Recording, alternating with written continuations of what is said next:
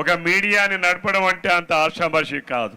ఒక వ్యవస్థని రూపొందించి ఒక సంస్థని నడపాలంటే అంత ఈజీ ఏం కాదు. మాటలు చెప్పేంత ఈజీ కాదు.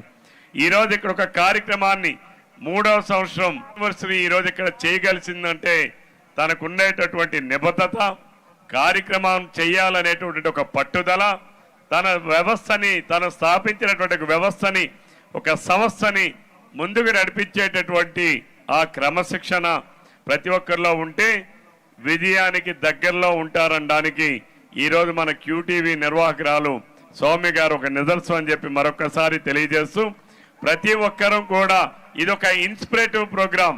ఈరోజు ఇక్కడ వచ్చినటువంటి మన సింగర్స్ కావచ్చు, మా పెద్దలు గజల్ శ్రీనివాస్ గారు కావచ్చు, వారందరూ కూడా ఈరోజు ఈ టీవీ ద్వారా, ఈరోజు ఈ మీడియా ద్వారా శ్రీకాకుళం జిల్లాలో రేపు రాబోయే భవిష్యత్తులో డ్రగ్స్ అనేటటువంటిది, గంజాయి అనేటువంటిది ఈ జిల్లాలో ఎక్కడా కూడా ఉండకూడదు.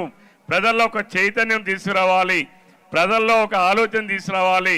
ప్రధానంగా తల్లిదండ్రులకి నేను ఈ వేదిక ద్వారా చెప్తా ఉన్నాను, తల్లిదండ్రులు చాలా వరకు కొన్ని మిస్ అవుతా ఉన్నారు.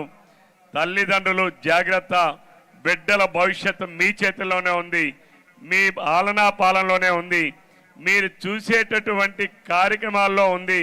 మీ బిడ్డల్ని చేసేటటువంటి ప్రతి కార్యక్రమాన్ని నిశితంగా పరిశీలించాల్సినటువంటి బాధ్యత ఉన్న తల్లిదండ్రులు ఎక్కడో చిన్నది మిస్ అవుతా ఉన్నారు. ఇది రికార్డ్స్ చెప్తా ఉన్నాయి.